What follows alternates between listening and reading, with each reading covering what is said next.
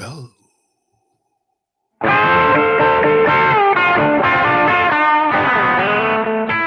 Good morning and surprise! Here we are. It's the Ron Ross Radio Show podcast. Thank you so much for joining us. I'm Ron, that dude over there, Mr. Everything, Jan Uglinski. Thank you so much for hanging out with us, and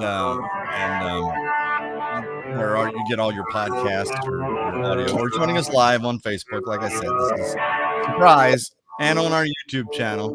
What's the Mr. Everything? Now, okay. So here's the deal: the best laid plans of mice and men. Right. Right. We had planned on a podcast yesterday. Then I couldn't do a podcast for personal reasons. And there was the health and of family members and so on and so forth. So whatever. So couldn't do yesterday. And then so we were all planned for today. And then work gets in the way. Well, not work gets in the way, but work takes precedence. You have to have priority. So now we've carved out a little bit of time. So we can do this, but we're doing what it's called on the fly because I haven't had a chance to write down all the things that I wish to talk about. I have like two things I want to talk about. I think. I've got at least one. You've got one? All maybe right. Two. Okay. Well, thank you for joining us. I appreciate it. Yep. It's just after, what is it? 11:43 East Coast time. Specific. And right, that's 8:43 specific. Right. I am first, let me just get this out of the way. John I'm in mid-Maryland, in case you didn't know. John lives in Hilton Head Island, South Carolina. If you look at the map of the United States, it's about as close to Georgia as you can get without being in Georgia, like southern. Exit 8. South Carolina. Off of I-95. Off of I-95. And it's however, if you take a look at the map now, or a weather map, there's Hurricane Aaron is making its way. It's probably not going to make landfall in North Carolina. Not making landfall.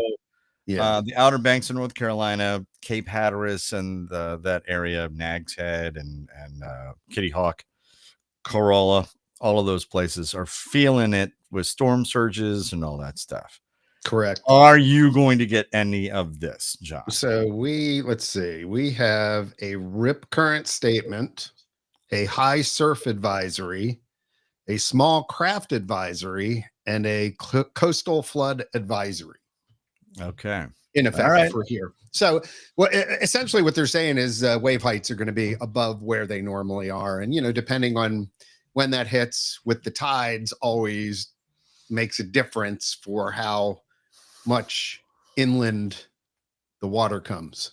So, but as far as we're concerned, no, I mean, it turned enough and it's far enough off coast, but this is the best possible scenario. I mean, of a major hurricane, which is it doesn't hit land, except for probably Bermuda. I don't know how Bermuda's doing. They might be in the path of that. So if anybody's listening in Bermuda, sorry, I didn't mean to minimize your stuff, but it missed, I think, most of the Caribbean islands, kind of skirted above those, and now it's skirting up the coast, but it's far enough off the coast that you're not going to get the hurricane impacts. Am I sounding like Mike Seidel? You said, oh, wow. There's a name I haven't heard in a while. Yeah, good right. Lord. All right. So I watch the weather a lot. You have to. Because of where we live. Yeah. And so that's just it. For those who aren't watching and who are listening, yeah, that I have it on my TV all the time. And August, September, October is hurricane season. Right. And so we just nailed down plans, John. We're going to be going with friends to the Outer Banks of North Carolina in September, about a month away. You're in the season. But greatest wave ever is looking at the map, and she goes, "Well, let me just point this out." And she points to this system that's organized, that's all the way over, coming off the Oh, west right. coast of Oh, Africa. Africa, right. The tropical wave coming off. And she said that right there. And I'm like, Too soon oh, to worry. that We looks like don't it's going to take about 3 weeks to get here. know. You got to understand. Like we watch that all the time, and people who watch my Facebook page, my personal Facebook page, my friends are Yeah. like they Yeah. depend on me to pass along the information when things are coming our way. But you know what? You just having done this enough now for the last 10 years of living down here, you just don't start worrying about it till it's maybe about a week out. You watch it, you see, and you expect them to come that way, but it's too far out for them to predict. She brought it up this morning, and I thought, okay, remember this day. Right. Because when all of our vacation plans get dashed, I'm going to remember the time she pointed out. And it's fairly organized. There's almost an eye, and Right. But you not have quite a no tropical idea. depression. It's got a number. It doesn't have a name yet. And There's so one following behind Aaron that looks like it may be pulled right into the same track. That may be the one you're talking about. That literally the track is almost right now. no, there are almost, two systems. There's okay. one Well, it's that's the one right behind it then. yeah, Okay. and then there's one You're talking about that's the like one that's literally right off behind the the coast of vine. Africa. I don't know which country. Yeah, But it is right up. off the coast of Africa, Yep. like Egypt is north. It's more south than that. Ghana, maybe? I don't know. Don't ask me But geography. it's Don't do that to maybe. me. I don't know I don't even I should know. That's what I should do. Because I memorized all the state capitals. I know all the states. I don't know all the European countries. We did this. I think we talked about this a while back. When we were really, really into trivia. And we had a trivia team called Captain Geach and the Shrimp Shack Shooters. And if you've seen the movie That Thing You Do, then you know what I'm talking about. And we went to trivia every week, and we finished in the money sometimes. Most of the time, we finished in the money. Occasionally, we would win, and it was a lot of fun. And Right. so we actually started to get semi-serious about it. Now the problem is, we always played. There were a bunch of teams that were a bunch of teachers, and it's like, okay, I'm not a Yeah, teacher. that's tough. Yeah, and the teachers, and there's a physics teacher, and there's an English teacher, and there's always, when it's college sports, we were just like threw our hands up in the air. I mean, James and I, one time James was on our team, threw out something and accidentally said, Alabama or whatever, and got it right. And we're like, wow, we were just amazed. So we started divvying up what we would know. Like, we have one person who was really, really into presidency, and presidential trivia, and knew all the presidents in order, and their terms, and so on and so forth. Wow. And the Greatest Wave Ever had locked in on not just states and states capitals, but flags, because that also would come up in it. So we were, and I had a friend of mine called me and says, well, how do you feel about learning like college football teams, mascots, and their stadiums? Because their home stadiums change. And the problem is what you would remember, John, from and even with pro football stadiums, they have sponsors now. It's like, right. So the the names Ravens change. don't play in Ravens Stadium. They used to, but Steve. right after that, after it was built, it's now M&T Bank M&T Stadium. Bank I only know that because it's the Ravens. But Veterans Stadium, is that even there anymore? No, that's demolished, but Philadelphia? it's Citizens Bank Park in Philadelphia. Citizens Bank. Yeah, see? So it's impossible to remember. Lincoln Financial Field is where the Eagles play. Right. That's what I'm Right. saying. Yeah, exactly. yeah, Who yeah. knows any of this? Anyway, Unless it's your team, yeah. unless it's your team. So we started to get into the minutia of all of that so we could perform well when we played trivia and had fun with that. But I never really got into it. I knew all the state capitals and whatnot. But what I wanted to do, and I'm bringing this back around, Okay. was learn all the African countries. There's a good bit of Central and South American countries. Yeah. Greatest way I've ever learned all of those and their capitals. I mean, it's, world geography.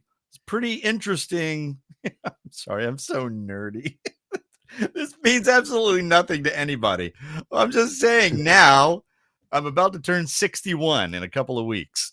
And it's like, I really should know my world.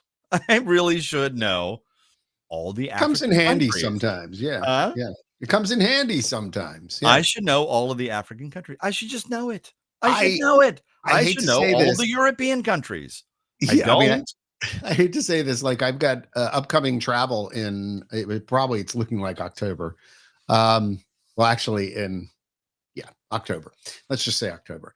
Where I'll Okay, be going to October. Glasgow, which I was to last year. So I'm Yeah. going back there. But Okay. then I'm going to Australia. So I sort of know where that Have is you on the ever map. been to Australia? Yeah, once before, but I just went to Sydney and had less than 48 hours to myself where I wasn't doing stuff for my company. So that was not Okay. ideal to fly 24 hours out and 26 hours back.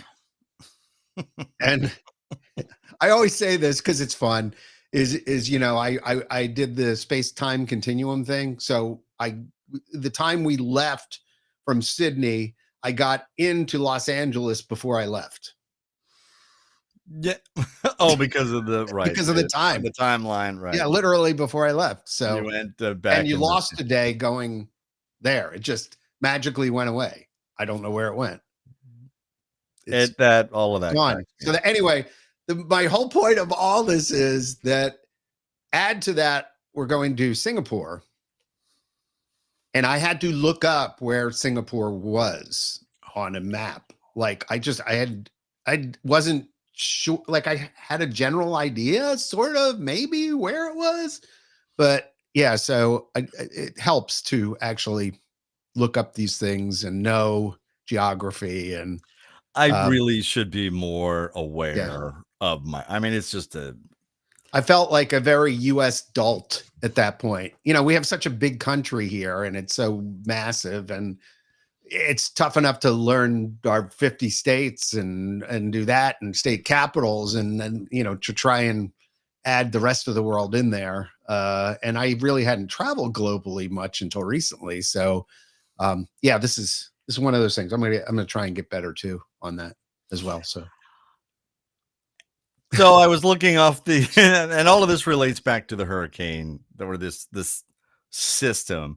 I really think the greatest wave ever should have been and she's a retired florist, but I firmly believe there are two other things that she could have done quite easily and handily if she wanted to go into that direction. I mean, she's obviously talented in the floral industry and in floral design, obviously. and she really knows her stuff. What's really funny is watching, I don't know, a TV show, a reality show or something like that, when they're at a wedding and she's like, look at those flowers. Oh my God. Why would you have that? That's like me with kerning. But the two things I think that she could have done, or should have, not should have, but could have done, she could have been a lawyer. She loves the law, and she loves all of that, statutes and all of that. And also weather. I keep telling her you could start now. You could go on TV it could be your second career as a weather person, because she's watching systems and the multiple layers of the atmosphere, and this is going this way and winds are going that way, and she could be the next Mike's weather page. She knows it really well. Yeah, I really think she could have gone in that direction. All right, so we got I wanted to ask you about that. Okay. And today is National Radio Day. Hey, Ronnie, how you doing? In the morning. I haven't put my post up yet, but I'm going to put a post up about, and I've looked on my Facebook history about years that I've put up posts about this, that, or the radio station, or a picture of me, selfie, sorry, behind a microphone or whatever. Right. So I'll do the prerequisite selfie post about Radio Day. Yeah. But um, I wanted to ask you, John, because I've told the story here before how I started, but I do Right. not know how you started in radio. And did you intend, or was it an accident? Oh, 'Cause it's John, but if you don't know this, John and I both worked in the radio industry together. That's how I know him, even though mhm. he wisely got out involuntarily, but still built a life for himself Yeah. outside radio. Although the time he was at Key 103 at the station where I work now, and he was Mhm. in the studio because he was up in my neck of the woods visiting. And he's in the studio, and I just point blank asked him, like, miss it? He's like, yeah, I really Yeah. do. You know, you get a little bit of an itch when you actually are standing in a studio. And even when we're sitting here doing this and I've got my board in front of me and my lights and the whole 9 yards, it Yeah. feels a lot like, honestly, folks, normal radio stations don't look much different than what you see literally in the picture here. It really doesn't. Yeah. Microphone, maybe you might have a TV, you've got a desk, you've got your control panel and stuff in front of you. Anyway, so you're asking, how did I get into radio? Yeah. How'd you get in? So here's the deal. my Good. Oh, I good. It's a story. No, it is a Yay. story. So All right. Good. I loved listening to radio. Sure.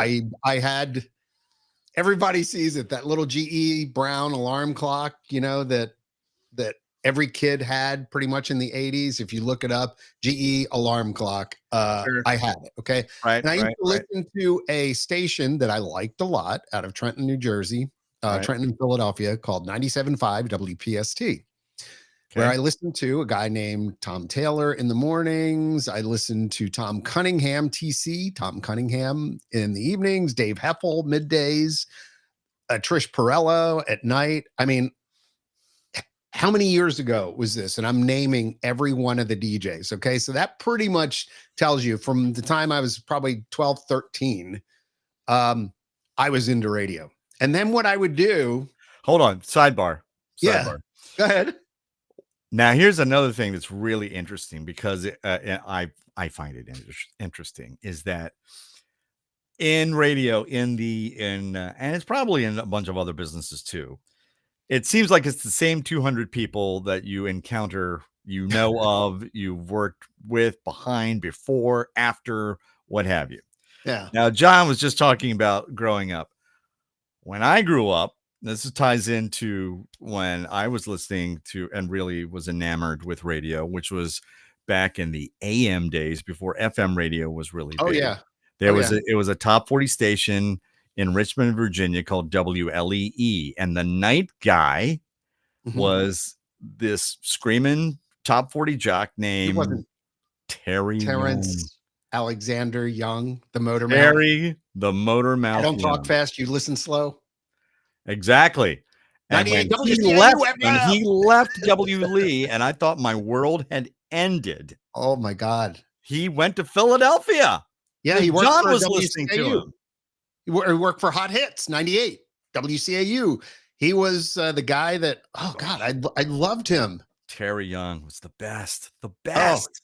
dude could Oh, and talk so fast. I got to fill in for him later, but that's a story for another time. Anyway, go ahead, John. You were No, saying. so anyway, I interrupted. by the way, my love for radio started riding in the back seat of my mom's car and her listening to AM the 610 WIP and 56 WFIL in Philadelphia. Again, I'm rolling those call letters, and I was probably 7 or 8. Like, Here's another thing I wanted to point out about John, about John and me. And you can tell when anybody is in radio because yeah, they say W, not yes, W. It's never W. That yeah, was that the was the first thing, very first thing I was taught was literally almost day W. one for me too. Yeah, W. All right, W. go ahead. I'm sorry. All right, so You gave anyway, those call letters. Yes. yeah, Listening in the car. so I would, when I was a teenager or approaching my teenage years, would record songs on my little baby boombox. At that point, only one speaker and a cassette player. Okay, not a not the big ones they put on your shoulders. Right. Yeah. And or I would play my records and I would do the intros and pretend I was on the radio. So I have tapes of me doing this. Oh, Literally. man. I would In love down to here. I don't know hear if you can play it, but Hey, this is John. Are you John Taylor yet? I don't know what I Taylor went Made by. Tuesday. John. I don't. So anyway, I started doing that. By the Did you have a time, Philly accent there, John? oh God, yeah. Well, I was going to get to that in a second. Okay, but, go. But the point being, then in high school, we had a class called telecommunications, which we actually had. My high school had a full video production studio there, and it's at that time I decided I love this. I'm into it. I'm getting straight A's in this class. This is what I want to do. Right. The teacher advised. My parents sat down. My parents and both my brothers are in the accounting world and the financial services world. My dad was a CFO. I wanted to be a radio DJ. And so they sat down with the teacher and said, what about this career? He said, can he make a living doing it? And the teacher was like, yes, he can, but it will be very hard. And, he gave realistic, he's not going to make a ton of money initially starting out, and it'll take you, blah, blah, blah. Okay. So regardless, I said, all right, I'm going to school. I want to be on the radio. I looked up schools in the country that have broadcast communications as a major. And then more specifically found like 2 or 3 that actually had commercial radio stations attached to them. And so my school, the University of Dayton, owned a 50,000 watt commercial FM station. So I literally went out there prior to and made money. It was self-sufficient. It was a commercial radio station. It was commercial. This was not like, 88 point something, yeah, right. Some school radio station on the lower end of the dial and taking donations and stuff like that. This is broadcast commercial, ran commercials, had a sales staff, was run by professionals, things like that. So I went out there. One of my other, I think one of my buds, one of the people that I met early on, I think it was before Christmas break, he managed somehow to get a board op job working at WVUD. And he's like, hold on. Radio jargon definition. The board is the control board that has the slide faders on it or dial faders. I had rotary. We call them pots. Pot is short for potentiometer. I had rotary was what. So a board op was one who operated the board. So you either ran a sports game or you were pushing the dials up and down and so on. So that's what board op is. All right, go ahead, John. Continue. So basically, I went out there. I immediately got involved in the student radio station, which was WDCR, like right away. Went to that, signed up for that. And then one of my people, my buds that I ended up meeting and later ended up rooming with, he got a job on the FM doing nights or weekends. And he's like, come on, you can do this. And I'm like, yes, I can. And I would like to. So I believe before our Christmas break or whatever, I knew like when I was coming back that I had to come back and I was working. And so from like freshman year on, I was doing nights, weekends. The station had just changed formats. They were top 40 prior. And before that, they were album rock. They originally were the biggest album rock station in the Miami Valley, as it was. Had just flipped formats right as I started working there to, ready? Delightful 100 WVUD, like as in DE, and they had like a little feather off the tail of the logo. Delightful 100 WVUD was a borderline middle of the road station, MOR. It was a really light adult contemporary station. We played Kenny Rogers, Barbara Streisand, Neil Diamond, just no hard rock. Ready? Here we go. Ready? No hard rock, no mystery strings, just easygoing favorites. 100 WVUD. No mystery strings. I love that. So I wasn't even on the air. We had reel to reels that we would play. We had 4 reel decks, and you would have a 100, a 200, a 300, and a 400 different genres, and you would mix them according to your music clock that you had, and you would play stuff. So we were doing that. We were playing carts. There were liners. Hold on, time out. Yeah. Radio definition. A cart is a cartridge. It's a tape cartridge. It's about yay big. It's about the size of an 8-track tape. A little If you bigger than remember that. And in it was a 1/4-inch tape, which is if Hey. you ever saw a reel to reel tape deck. Right. Okay, it was 1/4-inch tape because that was the width of the tape was 1/4-inch. Right. Now the thing about the cart was that there was no rewind. It was a continuous loop. The end was spliced to the beginning. It wound into the middle. Yeah. And it would come off the middle and go around and run across the front of the cartridge, the cart, and across the playback heads. Yep. And like you would see if you ever looked at the inner workings of your cassette deck or whatever, there's a magnetic head in anyway, and it's aluminum oxide. That's why the tape was brown, because it's basically rust. Anyway, so that's what a cartridge was. So you put a cart, you had music on it. It never rewound. It would just always go forward until it heard that tertiary tone when you first started recording it, and boop, it would stop. It would stop. That way, when you hit the start button, the tape was already up to speed, and it just boop, it just started playing. So you put all your commercials on a cart. You put all of your and some stations, if you played the song a lot, you would put it on a cart. That way you weren't getting what's called cue burn on the record. Every time you put the needle down on the record, it might put a little divot or a little scratch or something, and you would have what's called cue burn. So you play the record once, put it on a cart, and then just keep playing the tape. All right, there you go. Definition of a cart. Go ahead.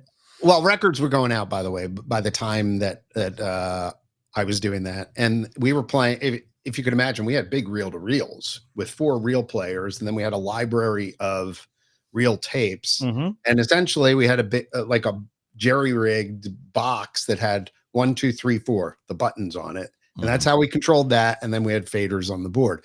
But bottom line, so yeah, I was working nights and weekends, some overnights, things like that. And working towards being able to be live on the air, because essentially we were just, carts with voices on it over the weekend. And you know what we would get to do? We would get to do the weather. So that was a big deal. You could go into the production studio and you could record. Here's the forecast from the National Weather Service. For National Weather Service. Yeah, right. So coming over the AP wire. Right. So we would do that, and I would work towards doing that. And then in my free time, I would go up there and I would do demo tapes essentially for a program director. So famously, I was doing that for, I don't know, about a month or two. And the program director, who now I'm friends with, said, "You are never going to be on the air. You will never get rid of that Philly accent. You will never be on the air." Okay. Yeah. Yep. 1 week later, I was live on the air. No. I think his boss said, I think the school said, "Look, yeah, I think the school said, look, we own the radio station. You have no students on the air. You need to put your best students on the air." And you know what? It pushed me to get better, and I went live. And then after that, from sophomore year on, I did middays for Light 100 WVUD, and was #1 ranked 25, 54-year-old adults in the 48th or 46th largest market in the country at the time. So that was cool. So I did that, and then that's how I got into it, which was because of my school, and then bounced around like a lot of radio people do, from town to town, up and down the dial, from Hagerstown to Martinsburg to Frederick to Manassas, Washington, D.C., blah, blah, blah, blah, blah, blah. There you go. Yeah. There it is. The story of John and how he got into the radio. I've told the story how I got into it many, many times, but Yeah. and it's funny to reminisce because I now work for a company that was the company where I started in 1984. And which we both worked for. But I've yet to walk in that building. There are two buildings. There's one in Hagerstown, which is out in Western Maryland, Central Still Maryland. the same building? Still the same building, but they've added onto it. The studio is still the studio, but it's not the vestibule. That office is not the office anymore. I've never been. I haven't been. And even though my fob will work, they said, just go in, just show up, it'll work. And I'm like, yeah, but I have no reason. I have no reason to go there. So they broadcast live out of there still? Yeah, that's where 106.9 is still there. And WARK now is still there. Okay. WARK was the AM. It was WARK, WARX later, but it was WXCS, which were the impossible call letters. I started there. It was funny you were talking about format flip. I started there in 84 when it was a rock station. I mean, it was almost a heavy metal rock. It was a hard rock station. Great station. Nice. 107X marks the rock. Legendary slogan. God, I loved it. Anyway, X marks the rock. 107X marks the rock. And I weekend overnights. So, but anyway, that company. I was talking about format flip. So about a year into it, they flipped the format to a light adult contemporary, which was, I'm 19, 20 years old. I took very personally. But I was already working it, so it was a business decision, which you now see in hindsight. When you're a 20-year-old kid and you're playing Motley Crue, and then you go from playing Motley Crue to playing the Carpenters, and that's not an exaggeration. It was even though I knew all the music because I grew up with it, it was still. So I had the program director at the time sat me down and said, "Look, if you want to be a broadcaster." With a broadcaster, not a disc jockey, but a broadcaster, format does not matter. No. And I took that to heart. And I managed to really enjoy the music that I play and on all of the stations that I've worked. But and then I worked for a time at DC 101 in Washington, DC, which is a rock station. Now they call themselves an alternative station. Okay.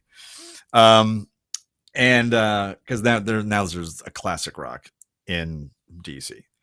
But I was there 90 to 94 weekend overnights. But it kind of ruined my taste for a lot of the music that I played. Did it? I played it so much. Oh, wow. And so often. So I would prefer, I've always told interns that I've worked with, that I've trained to don't pay attention to the format. Listen to your favorite music when you get home. That's between you and your favorite music. If you happen to really enjoy Taylor Swift and you're working at a station that plays a lot of Taylor Swift, you're going to not like Taylor Swift after a while. Unfortunately, that's true. Or you can start listening to like deep tracks, and you're never going to listen to any of her hits. Anymore on the album. You'll just skip around the albums. Anyway, so but and very briefly, I don't know if I've told this story before, but Terry the Motormouth Young, who was the night guy, screaming night jock at Big Lee. And God, he was so good talking over the intros of songs, and it's the Earth, Wind, and Fire. Big Lee. And I went out to the Virginia State Fair, which was I was living in Mechanicsville, growing up in Mechanicsville, Virginia, which is on the northern suburb of Richmond. And the Virginia State Fair is in Richmond, at the Richmond Fairgrounds. And Terry, the Motormouth Young, was broadcasting from the state fair. I had to go. I had to go. I had to go there. We walk in, and there's the Big Lee van. They had a van, right? Not a conversion van. I don't know. But the back of it, they put in this bubble glass. Right. And that's where the jock was, right? Oh, God. And he literally was broadcasting from there. They had one speaker about this big sitting outside of the vehicle, playing what's on the air live. And there's a guy in there, and he looks like he's a kid, like he's 20. Kid, jet black, straight hair, hippie, right? This is the 70s, mid 70s, early 70s. So I'm like, wow, okay.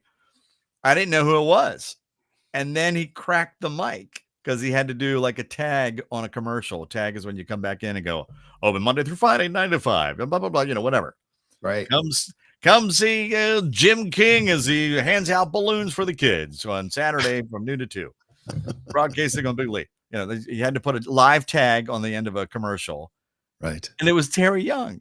And it was him. And then I heard him do a break. Dude. I'm like, I walked up. Can I get your autograph? I got his autograph. Fast forward, good Lord, I don't know how many years later, I walk in the hallways at XM. I actually got to work at XM when it was before the merge, and the channel was called Flight 26. But on the 70s on 7, or was it the 60s on 6? On the 60s on 6, he might have been 60s. He was 60s on 6.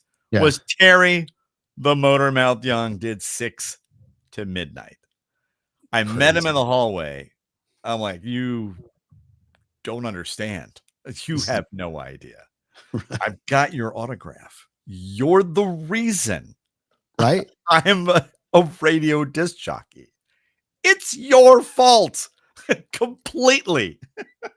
Well, an addendum to that, too, is that the radio station that I listened to growing up, 97.5 WPST, later I connected with Tom Cunningham, who was my hero as a broadcaster, TC, who worked for Friday Morning Quarterback and Cal Rudman and all these names that radio people know.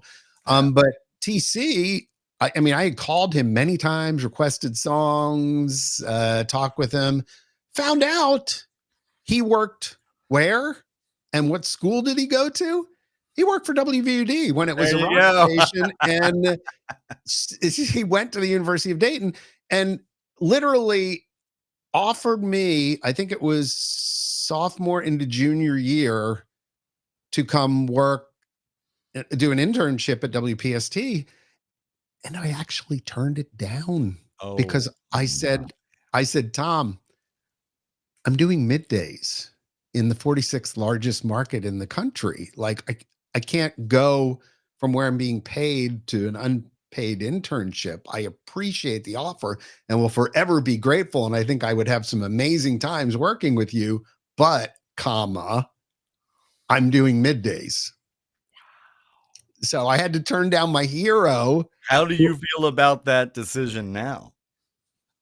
I feel fine. You do what you do at the time for a reason. And and those led me to meet you and led me to meet my wife and led me getting fired twice, led me into the career that I have right now. Well, that's happened, that kind of stuff. So you look at everything and you kind of have it's nice to have a long view on it. At the time, it hurt, man. It really hurt. Like I knew I was making the right decision, but holy crap. I had the opportunity. I probably could have been on the air, probably could have been doing weekends or something on my favorite radio station growing up that reached into the Philadelphia market. I mean, wow. Yeah. Still friends with TC, by the way. I've been are you really? Yeah. I got to work with some pretty legendary people in the business. I got to work with the Grease Man at DC 101, and you've heard me tell stories. I mean, I grew up when he first came to Washington. on DC 101 doing mornings.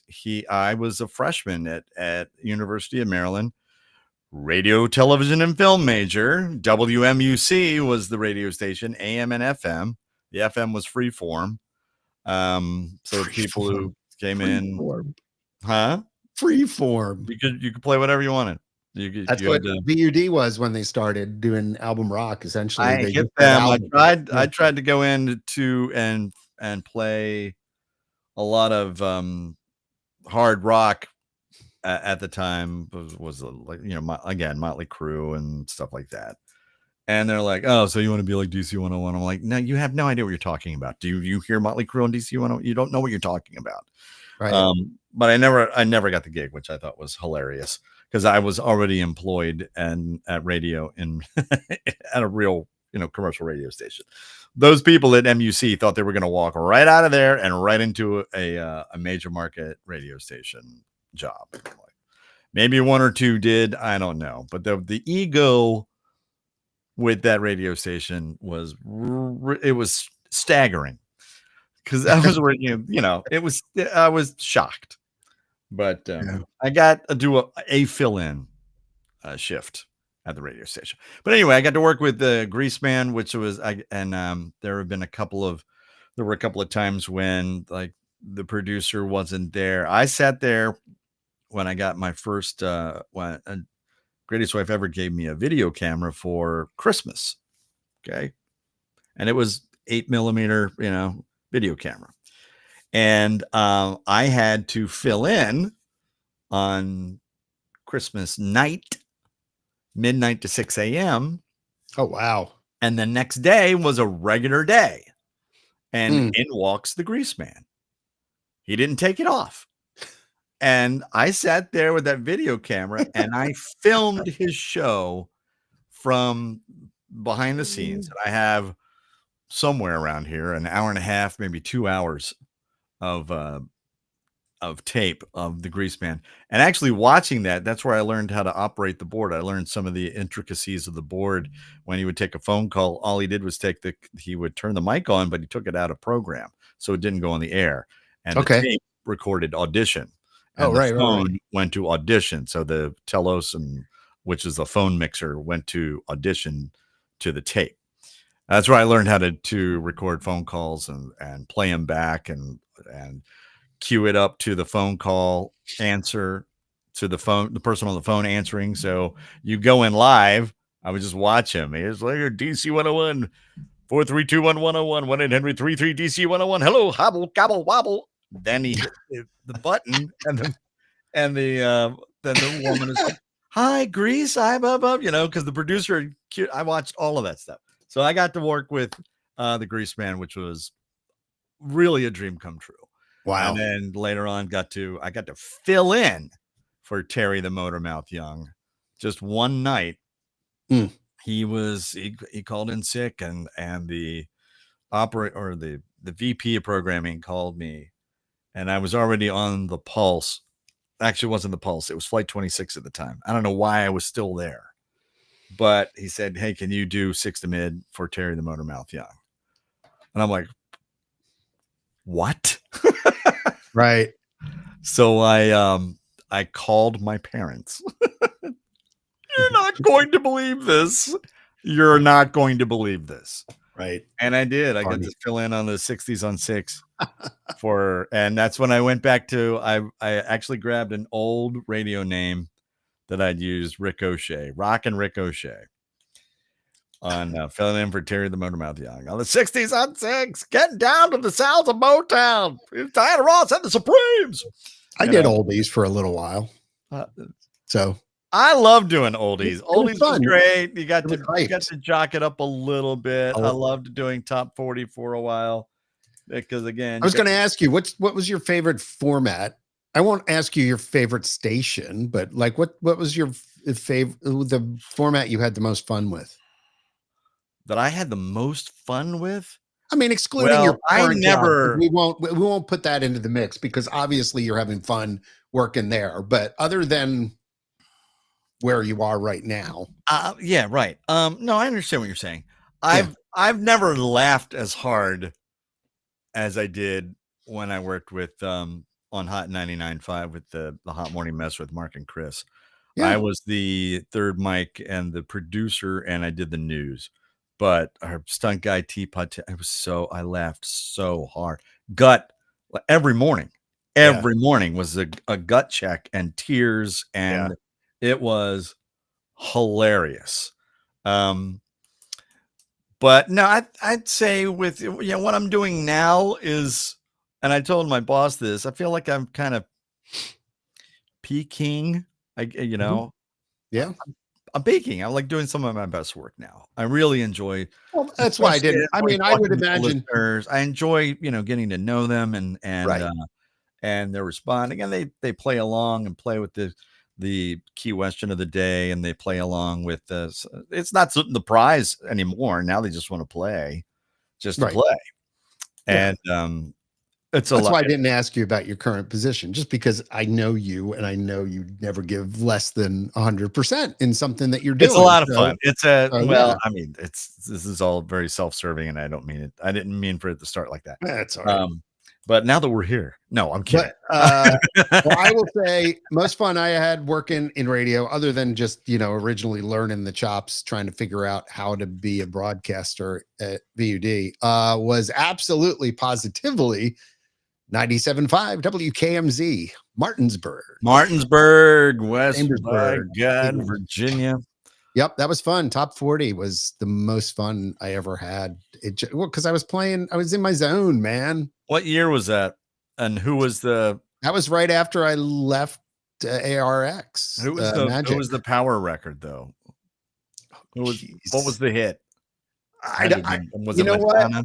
Go to soundcloud.com/level best and my air check is there. No. Oh yeah, I have all my air checks from when I was in different stations there. I put them all up online. I thought it was fun. I got my late cousin Mel. Home Improvement was a big thing on TV. I remember that because I used the bed of Home Improvement as like in the background when I would read news stories and stuff or funny things. Simpsons were big. I love doing that. That's one of the things I liked over at when I was at the Pulse and I was doing the mornings, and to be able to do my own morning show. That's cool. That was a dream come true on the Pulse, and to like build the show from the ground up. It really was. I didn't go in there. It was just program director just said, just talk. Don't try to, don't try to be a disc jockey. Don't try to just talk. And that's where it came from. But anyway, I used to love finding stuff I eventually later had a producer, but I used to love to find things to open the show with. And my favorite one, which I used on Fridays, I had a different one for every day of the week, but my favorite one, Mondays was from the Lego movie, and it was Chris Pratt. Good morning wall, good morning ceiling, good morning floor. Ready to start the day. I loved that clip. I loved finding these clips. And then I had one from Jimmy Neutron. I don't know if your kids were about that age. They watched Jimmy Neutron. Yeah. My son has a Pop Funko of Carl. Carl was singing, "Good morning to you. Good morning to you. We're all in our places with bright shining faces." Then I had a couple more, but my favorite one was that I would open the show on Fridays was with Willy Wonka, Johnny Depp, Willy Wonka. Right. Good morning, Starshine. Right. The Earth says hello. I loved those. I love those little clips, using those a little bit. I'll never forget the one show I did. It was the morning after Kanye West had interrupted Taylor Swift. I'm gonna let you speak at the MTV VMAs. I'm gonna let you finish. I'm gonna let you finish. Yeah. And I had that clip, and every time I opened the mic, Kanye West interrupted me. I'm gonna let you finish. To tell me that Beyonce's video was the best video of all time. Every time I opened the mic. That's funny. I thought it was funny as hell. And I didn't have a boss tell me no. So it was great. It was Oh, that's really, good. really good. And that was the thing that was the interesting thing about working at there is that I had a boss that was very hands off, which meant I had to really pay attention to what I was doing to make sure I was doing what I think should be done. If I wasn't getting any like I got a general direction, but didn't have a boss who was like over my shoulder, do this, do that, do this, do that. So I wound up doing that to myself. All right, I should do this, I should do that. And it taught me to really, super pay attention to everything that was going on. So National Radio Day, I'll put up a post, I'm sure. I just got a text from a woman at work who said, make sure I'm camera ready because she's going to put a post up for me on our socials. I'm like, okay. Great. Am I not always camera ready? Being in radio, very rarely are you camera ready. No, that honestly is true. I mean, I used to go when I was in school, I had sweatpants and a sweatshirt on. That was it. I mean, I just was kind of like, I didn't even put like jeans on or anything. I just was being as comfortable as possible because when I was working weekends, they were 6-hour shifts. Yeah. And those were, 6 hours is a long time. 6 hours is a long time. Especially if it's overnight, by the way. Midnight to 6 a.m. Yeah, nobody has to do that anymore. I know. Nobody does that anymore. Nobody crazy. does. We paid our dues, man. I worked overnights at Magic when I first got there. I was overnight. No, I remember. Yeah, you were the new overnight guy. I remember. That was tough. God, 4 a.m. 4 a.m. was the worst. It hurt. I remember at DC 101. Yeah. I would always freeze in the middle of the night and I would get so angry. I would talk to the engineering. I'm like, what are you guys doing?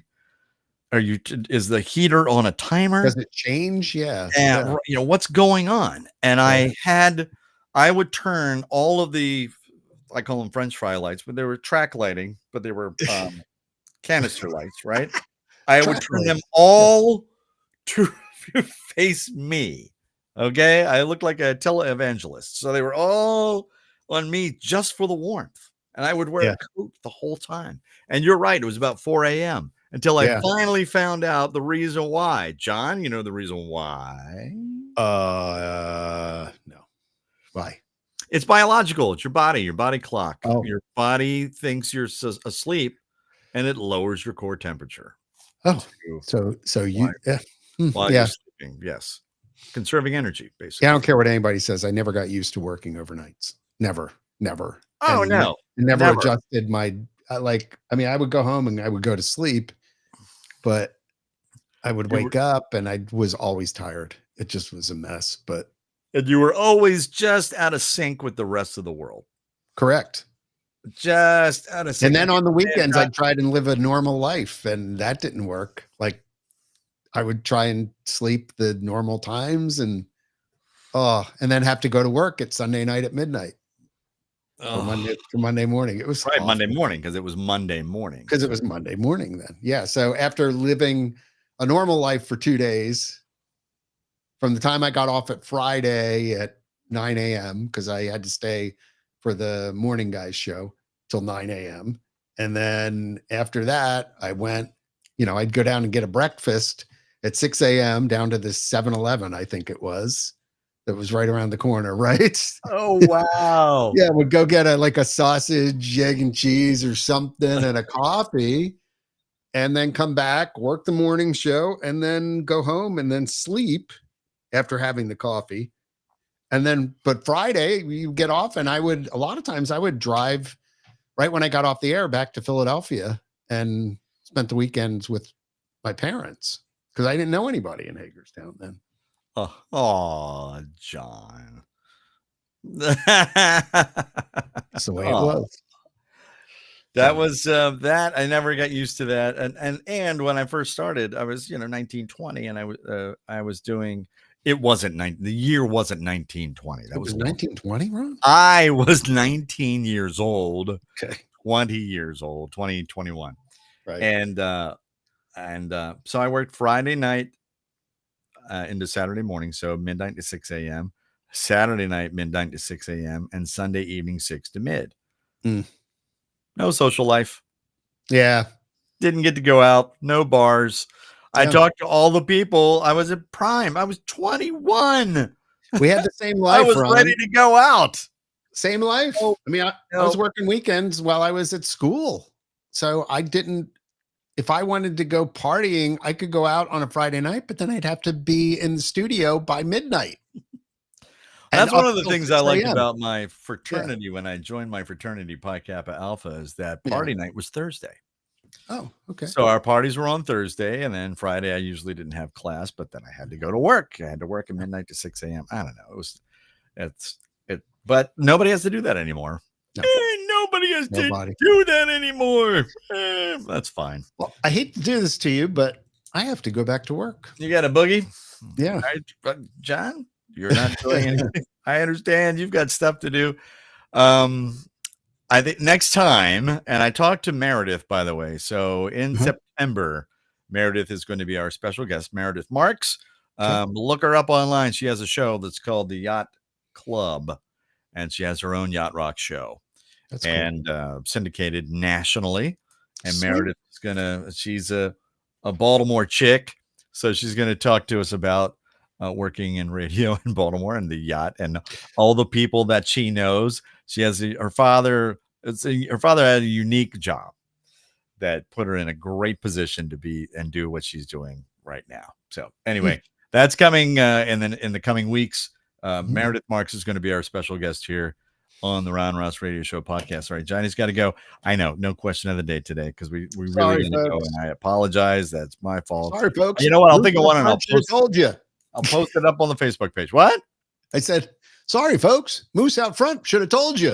Yeah, park's closed. Park's closed, sorry, folks. No question of the day today. John, all right. It was a great part. Yes. So, all right. So listen, please take care of yourselves. Thank you so much for listening and watching. What do we got? 2 viewers, maybe. Thank you. It goes up and down. You know, most people watch on replay. Oh, I know. We found that. So I know. I'm teasing. But all we're going to be back. We're going to be back next week, and we're going to be in full effect with questions and answers. And I've got a great story to tell you about working at a winery over the last weekend, which was interesting. Remind me to tell you that story. It's a good one. All right, John. Best of luck on everything with the thing and the tooth and the thing. Yeah, we'll talk later about that. Yeah, there's all about that. There's lots of news. Thank you so much for watching and listening. I really appreciate it. Please take care of yourselves and each other. Please be safe. Johnny Glensky, Ron Ross.